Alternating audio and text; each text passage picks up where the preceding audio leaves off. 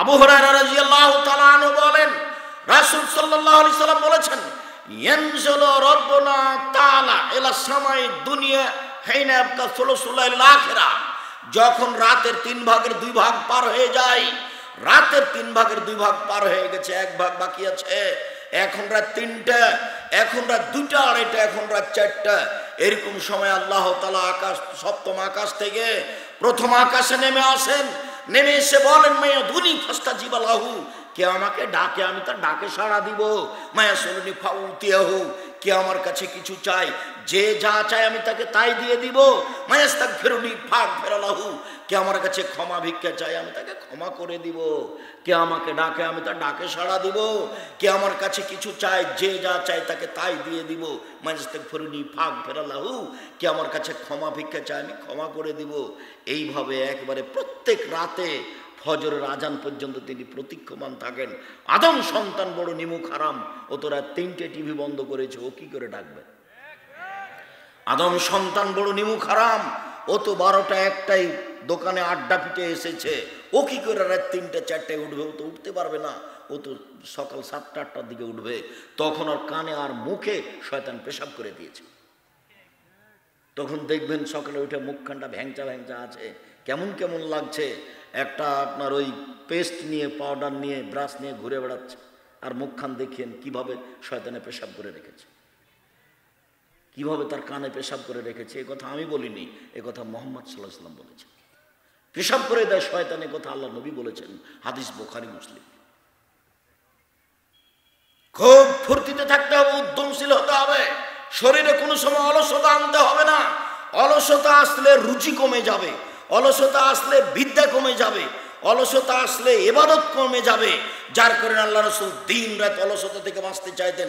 আল্লাহুম্মা আউযু বিকা মিনাল কাসালে, হে আল্লাহ তোমার কাছে আমি অলসতা থেকে বাঁচতে চাই। আল্লাহ তুমি আমাকে অলসতা থেকে বাঁচাও, আল্লাহ তুমি আমাকে অলসতা থেকে রক্ষা করো। সকালে সকালে উঠে না যায়, সেই তো অলস। আজান শুনে মসজিদে যায় না যে, সেই তো অলস। বেহিসাব হাত পা ছেড়ে ঘুমায় যে, সেই তো অলস। দিন ধর্মের কথার প্রতি আগ্রহী হয় না যে, সেই তো অলস। কাজে যায় না যে, সেই তো অলস। একজন রিক্সাওয়ালা রিক্সা নিয়ে তেমাথাতে দাঁড়িয়ে রিক্সার সিটের উপরে বসে আছে, কেউ যখন বলছে চলো তখন বলছে আমি যাব না। এই তো অলস শয়তান। এ কি পয়সা উপার্জন করবে? এ অহংকারী, এ অলস, এ দিয়ে কিছু হবে না। অলসতা আসলে রুজি কমে যায়, অলসতা আসলে ইবাদত কমে যায়, অলসতা আসলে কর্ম কমে যায়। সবসময় উদ্যমশীল হতে হবে, সবসময় ফুর্তি থাকতে হবে, সব সময় প্রস্তুত, তার নাম যুবক। সব সময় প্রস্তুত, তার নাম কর্মঠ। এরকম খেয়ালে থাকতে হবে, তাহলে বোঝা যাবে আপনি কিছু করতে পারবেন। সম্মানিত দিনী ভাই বোন, রাসূল সাল্লাল্লাহু আলাইহি সাল্লাম বলেন, রাজুলুন তাসাদ্দাকা বিসাদকাতিন ফাহা, ওই লোক বিশেষ ছায়াতলে থাকবে যে লোক দান করলো, গোপন করলো। ডান হাত দান করলো, বাম হাত জানতে পারলো না। আরে দুইটাই তো হাত তার গায়ের সাথে লেগে আছে, জানবে না মানে? এইটা হলো খুব বেশি থেকে বেশি গোপনে দান করা। আব্দুর রাজ্জাক সাহেব বিশাল পরিকল্পনা নিয়েছেন, বাইতুল হাম জামে মসজিদ 200 শতক জমির উপরে নির্মাণ হবে, যার একতলায় 10,000 মুসল্লি ধরবে। আমারও কিছু 5,000 টাকা থাকলো, কাউকে যেন বলবেন না। এর জন্য প্রতীক্ষমান আছে। আল্লাহ রাসূল বলছেন, ইন্না সাদকাতা তুতফিউ গাযাবার রাব্বে, ইন্না সাদকাতা সিররি তুতফিউ গাযাবার রাব্বে। গোপন দান আল্লাহর রাগকে মিটিয়ে দেয়। দান করে যে, সে দানের বিশেষ ছায়াতলে থাকবে। দানের ক্ষমতা ভিন্ন। ইবাদতের জগতে সবচেয়ে শক্তিশালী, ক্ষমতাধর, পাওয়ারফুল, ব্যতিক্রম ইবাদত হচ্ছে দান। দানের মতো শক্তিশালী ইবাদত পৃথিবীতে নেই। প্রত্যেকটা ইবাদত আপনার উপকার করতে পারে। সালাত আপনার উপকার করবে, আরেকজনের করতে পারে না। হজ আপনার উপকার করবে, আরেকজনের করতে পারে না। কোরআন তেলাওয়াত আপনার উপকার করবে, আরেকজনের করতে পারে না। কিন্তু দান যদি করেন তাহলে আপনার থেকে আরেকজনের কাছে পার হয়ে যাবে। আপনি দান করলেন, আপনি নেকি পেলেন। মার নামে দান করেছেন, তাই কবরের শাস্তি বন্ধ হয়ে গেল। আপনি দান করলেন, দান ওইভাবে পাপকে মিটিয়ে দিবে। ইন্না সাদকাতা তুতফিউল খাতিয়াতা কামা ইতফিউল মাউন নারা। দান ওইভাবে পাপকে মিটিয়ে দিতে পারে, পানি যেমন আগুনকে নিভিয়ে দিতে পারে। এটা তার ক্ষমতা। গোপনে দান করতে শিখতে হবে। বৈধ স্থানে যা ইনকাম করছেন রুজি, জমি চাষ করে হোক, দিন মজুরি করে হোক, চাকরি করে হোক, ব্যবসা করে হোক, জীবনে যেসব টাকা পয়সা ইনকাম করছেন একবার আজকে সিদ্ধান্ত নিয়ে নেন জরুরিভাবে ওখান থেকে কিছু না কিছু দান করবেন। এই ছেলে, আর একটা কথা তোমার মনে আছে ভাইজান? আপনার মনে আছে কি বলেছিলাম আপনাকে? যে বাড়ি থেকে বের হলে তুমি তোমার মাকে বলে দিবে, আম্মা কিছু 10, 20টা, 50টা, 100টা খুচরা টাকা দিবেন আমাকে, 10 টাকা 5 টাকা। আমার কাছে 500 টাকার নোট থাকে। যখন ফকির আমার কাছে ভিক্ষা চাই তখন আমি খালি বলি মাফ করো। তো মা, আমি ফকিরের কাছে কত ক্ষমা চাইবো বলেন তো? আমি তো 500 টাকা দিতেও পারি না। তা আপনি একটা কাজ করবেন আম্মা, কিছু 10 টাকা, 20 টাকা, 50 টাকা পকেটে ইউলেন, জরুরি। এই ছেলে, ভুলবা না, তুমি, তোমাকে বলছি, তুমি তোমার মাকে বলে দিবা আজকে জরুরিভাবে। আপনাকে বলছি ভাইজান, স্ত্রীকে বলে দিবেন, এই শোনো, যখন আমি বের হব তখন আমার প্রয়োজনীয় টাকা ব্যতীত কিছু খুচরা টাকা আমার হাতে দিবেন, কিছু খুচরা টাকা আমার হাতে দিও। ফকির আসলে আমি 500 টাকা নোট বের করে দিব না 10টা টাকা দিব? 10 টাকা দিব, এমনিতে বের হয়ে যাবেন না। এই ছেলে, তোমাকে বলছি, তোমার মনে থাকবে না? অবশ্যই মনে থাকবে, ইনশাল্লাহ মনে থাকবে। আজ থেকে যেন তোমার মা কোনো দিন তোমাকে খুচরা টাকা ছাড়া বাড়ি থেকে বের হতে না দেয়। আমি নিজে যখন বের হতাম আমার মা নিরক্ষর আমাকে বলতেন, বেটা ছেলেকে টাকা ছাড়া বের হতে হয় না, এই কথা আমার মা আমাকে বলতেন। কি যে বুঝতেন আমার মা। বেটা ছেলে ভাষাটা বুঝেন? এটা তো চাঁপাই নবগঞ্জের ভাষা। তা আমার মা বলতেন যে বেটা ছেলেকে টাকা ছাড়া বের হতে হয় না। তো আপনার স্ত্রী, এই ছেলে, তোমার মা যতক্ষণ পর্যন্ত তোমার সহযোগিতা না করবে ততক্ষণ পর্যন্ত আপনি ঠিক পথে আসতে পারবেন না। আর আপনাকে বলছি, আপনার স্ত্রী যেন আর 150 চাউল রান্না না করে, অন্তত ½ কেজি। আপনার মা যেভাবে রান্না করতো, 12 জন 16 জন মানুষের ভাত রান্না করত, মানুষে খেত, ফকিরে খেত, কিষান কামলা খেত, মুসাফিরে খেত, তারপরে আছে তখন গরুতে খেত। ওইভাবে ভাত রান্না করতে হবে। ফকিরে খাবে, মুসাফিরে খাবে, আত্মীয় স্বজন খাবে, বাকিটা গরুতে খাবে, এইভাবে ভাত রান্না করতে হবে। আর এখন তো স্ত্রী আর তুমি মাত্র 2টা, একটা ছেলে, 150 চাউল রান্না করেছো। মেহমান এসেছে, তখন তোমার স্ত্রী বলছে যে মেহমানকে ভাত খাওয়ালে তো ভাত শেষ হয়ে যাবে, কি করবে? চানাচুর বিস্কুট দিয়ে বিদায় করে দাও। জরুরিভাবে আপনার স্ত্রীকে আপনার মায়ের স্বভাবে ফিরে যেতে হবে, মায়ের স্বভাবে ফিরে যেতে হবে। অন্যথায় বউ পরিবর্তন করতে হবে, তালাক দিতে হবে। তবে আমি তালাক দেওয়ার আদেশ করিনি, আমার পক্ষ থেকে পরামর্শ থাকছে। ওইরকমই হতে হবে যে স্বভাবের আপনার মা ছিলেন, ওই স্বভাবে আপনার স্ত্রীকে হতে হবে। প্রয়োজনে 5 বার রান্না করতে হবে। ফকির মিসকিনের ভাত এই বাড়িতে হতে হবে। জান্নাত পায়ের নিচে আছে, মায়ের পায়ের নিচে জান্নাত আছে। এইভাবে দান করতে পারলে জান্নাত আপনার পিছে পিছে ঘুরবে। রাসূল সাল্লাল্লাহু আলাইহি সাল্লাম বলেন, পৃথিবীর মানুষ শুনে রেখো, ইন্না ফিল জান্নাতে গোরাফ ইউরা যাহিরুহু মিন বাতিনিহা বাতিনুহু মিন যাহিরিহা। জান্নাতে কতগুলি উন্নত মানের পদার্থ দিয়ে জান্নাত তৈরি করা আছে।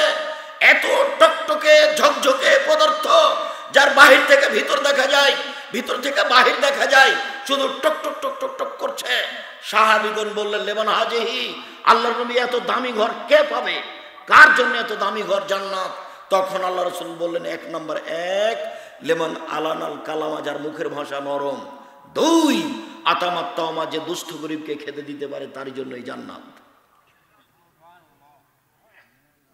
3 তাবা সিয়ামা, যে নিয়মিত নফল সিয়াম থাকতে পারে, বৃহস্পতিবার সোমবার সিয়াম থাকে। 4 সাল্লা বিল্লাহ নাসনিয়াম, মানুষ যখন ঘুমিয়ে তখন তাহাজ্জুদ পড়ে, এমন কাজ করতে পারে যারা, তার জন্য এই জান্নাত প্রস্তুত আছে। অসহায় ফকির মিসকিনকে খেতে দিতে পারে যারা, তাদের জন্য জান্নাত আছে। এই শোনো, এই ছেলে, তোমাকে বলছি, বিবাহ করেছো তো? তোমার ভয় বিবাহ করেছে, বাড়িতে বউ 3-4টা হয়ে গেছে।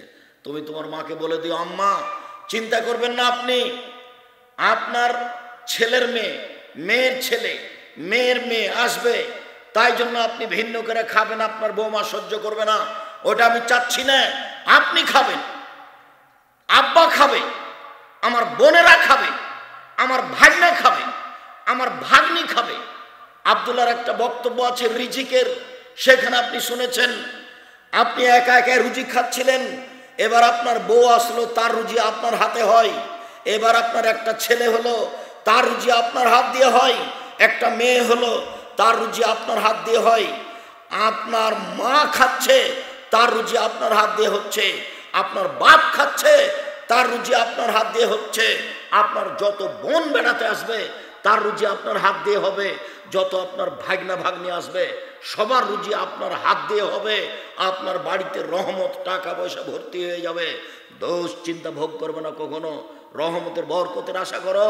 তোমার বউ যেন মনটাকে ছোট না করে, তোমার বোনের ছেলেকে দেখে, তোমার বোনের মেয়েকে দেখে যেন সে সংকীর্ণ না হয়, তাকে বউ মন বড় করতে হবে। শোনো, আমার ভাগ্না ভাগ্নিকে দেখে, আমার বোনকে দেখে, আমার বাপের দোষ বন্ধুকে দেখে মন ছোট করো না। যত বেশি চাল রান্না করবে, তত বরকত বেশি হবে।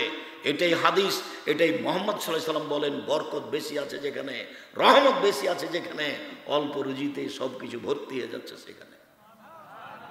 বুখারীর হাদিস ভুলে গেলেন? আয়েশা রাদিয়াল্লাহু তাআলা আনহা বলেন, আল্লাহর নবী যখন চলে গেলেন দুনিয়া থেকে, তখন 1.25 কেজি আটা ছিল বাড়িতে। ওখান থেকে রুটি বানাই, ওখান থেকে রুটি বানাই, ওখান থেকে রুটি বানাই। কি রে, আটা শেষ হয় না কেন? তখন একদিন দেখলাম মেপে যে আর কতটি আছে, দেখি মাপার পরে আর নেই। যে জিনিস ব্যাগে পাতিলে আছে, ওই জিনিস মাপবেন না কখনো, শুধু ওখানে নেবেন, রুটি বানাবেন। আর যেটা আটা নিচ্ছে আপনার স্ত্রী, ওটা মেপে রুটি বানাবে। আমাদের চাঁপাইনবাবগঞ্জে হাতের অনুমান করে মহিলারা উল্টে নেয় যে 3 অঞ্জলি নিলাম, এতে 4 জনের হয়ে যাবে। জি না, একটা কোটা থাকতে হবে 50 বা 100 ওজনের, বা 200 বা 250। ওটাতে আটা মেপে নিয়ে রান্না করতে হবে।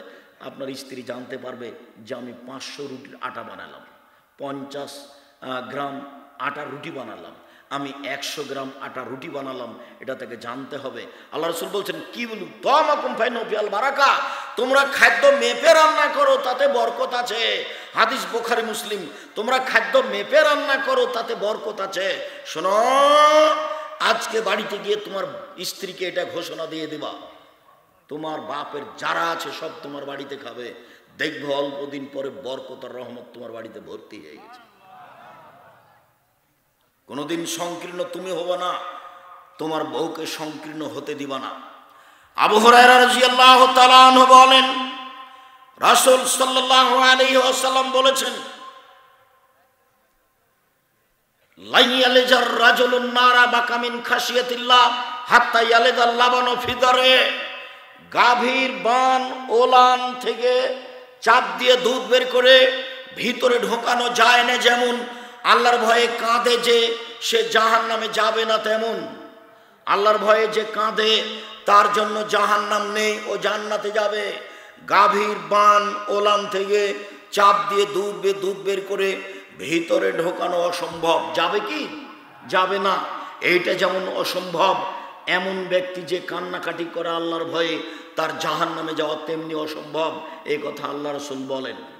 শুনুন, ইবনে আব্বাস রাদিয়াল্লাহু তাআলা আনহু বলেন, রাসূল সাল্লাল্লাহু আলাইহি সাল্লাম বলেছেন, আইনানে লা তামাসসুহুমান নার, 2 শ্রেণীর চক্ষু জাহান্নামে যাবে না। 2 শ্রেণীর চক্ষু জাহান্নামে যাবে না। বাকাত মিন খাশিয়াতিল্লাহ, ওই চক্ষু, যে চক্ষু আল্লাহর ভয়ে কাঁদে, ওই মানুষ, যে মানুষ আল্লাহর ভয়ে কাঁদে, ও জাহান্নামে যাবে না। ওয়া হারাসাত সাবিলিল্লাহ, ওই চক্ষু, যে চক্ষু আল্লাহর রাস্তায় পাহারা দেয়, যে চক্ষু আল্লাহর রাস্তায় কাজ করে, সেই চক্ষু, সেই ব্যক্তি জাহান্নামে যাবে না। মুআবিয়া ইবনে হাওদা রাদিয়াল্লাহু তাআলা আনহু বলেন, রাসূল সাল্লাল্লাহু আলাইহি সাল্লাম বলেছেন, সালাসু ওয়াইনুল্লাহ তারাহুমান নার, 3 শ্রেণীর মানুষ জাহান্নামে যাবে না। 3 শ্রেণীর মানুষকে জাহান্নাম দেখবে না। 3 শ্রেণীর মানুষের চক্ষু জাহান্নামে যাবে না। 3 শ্রেণীর মানুষ জাহান্নামে যাবে না। 1, বাকাত মিন খাশিয়াতিল্লাহ, ওই চক্ষু, ওই মানুষ যে আল্লাহর ভয়ে কাঁদে। 2, হারাসাত ফি সাবিলিল্লাহ, ওই চক্ষু, ওই মানুষ যে আল্লাহর রাস্তায় পাহারা দেয়। 3, গাজাতান মাহারিমিল্লাহ, ওই চক্ষু, ওই মানুষ যেই চক্ষু বেগানা নারীকে দেখে চক্ষু নিচু করে, যেই চক্ষু বেগানা নারীকে দেখে নিচু হয়ে যায়, যেই চক্ষু অপর নারীর প্রতি দৃষ্টি দেয় না, এই চক্ষু জান্নাতে যাবে। এই কথা মুহাম্মদ সাল্লাল্লাহু আলাইহি সাল্লাম বলেন। জাবের রাদিয়াল্লাহু তাআলা আনহু বলেন, সাআলতু রাসূলুল্লাহ সাল্লাল্লাহু আলাইহি ওয়াসাল্লাম ফাজাতে, একদা আমি আল্লাহ রাসূলকে জিজ্ঞাসা করলাম হঠাৎ মহিলাদের উপরে চক্ষু পড়া হতে, আল্লাহর নবী হঠাৎ যদি মহিলাদের উপরে চক্ষু পড়ে যায় তাহলে কি করব? আল্লাহর নবী হঠাৎ যদি মহিলাদের উপরে চক্ষু পড়ে যায় কি করব? তখন আল্লাহ রাসূল তাকে বললেন, ফা আমারানি আন আসরিফা বাসারি, তিনি আমাকে আদেশ করলেন যে আমি আমার চক্ষুকে ফিরিয়ে নিব। তিনি আমাকে আদেশ করলেন যে আমি চক্ষুকে ফিরিয়ে নিব। এইভাবে বেঁচে থাকার চেষ্টা করতে হবে, যার কারণে জরুরি প্রয়োজন ছাড়া বাজারে যেতে হবে না। আপনি যেতে পাবেন না, আপনার বউ তো দূরের কথা। রাসূল সাল্লাল্লাহু আলাইহি ওয়াসাল্লাম বলেন, আবগাজুল বেলাদে ইলাল্লাহে আসওয়াকুহা, পৃথিবীতে সবচেয়ে খারাপ জায়গা হচ্ছে বাজার, পৃথিবীতে সবচেয়ে নিকৃষ্ট জায়গা হচ্ছে বাজার, পৃথিবীতে সবচেয়ে খারাপ জায়গা হচ্ছে বাজার। আপনার বউ তো বহুদূরের কথা, আপনি যাবেন না জরুরি প্রয়োজন ছাড়া, আপনার বউ তো ভাবাই জানে। ওয়াহাবুল বেলাদে ইলাল্লাহি মাসাজিদুহা, পৃথিবীতে সবচেয়ে সুন্দর আল্লাহর প্রিয় জায়গা হচ্ছে মসজিদ। যখন তখন মসজিদে যাবেন, মসজিদে বসে থাকবেন, সলাতের পরে জিকির আজকার করবেন। সলাতের পরে যদি জিকির আজকার করেন তাহলে হয়ে যাবেন সেই দিনের মতো যেদিন আপনার মা আপনাকে জন্ম দিয়েছে। মসজিদে বসে যদি তাসবিহ তাহলিল করেন, জিকির আজকার করেন, তাহলে হয়ে যাবেন সেই দিনের মতো যেদিন আপনার মা আপনাকে জন্ম দিয়েছে। আপনি নিষ্পাপ হয়ে যাবেন, এই কথা মুহাম্মদ সাল্লাল্লাহু আলাইহি সাল্লাম বলেন। সম্মানিত দিনী ভাই বোন, আপনাদের বলার পরে উপস্থিত বৈঠকের দিনী বোন একটু এদিকে খেয়াল করেন। এই মেয়ে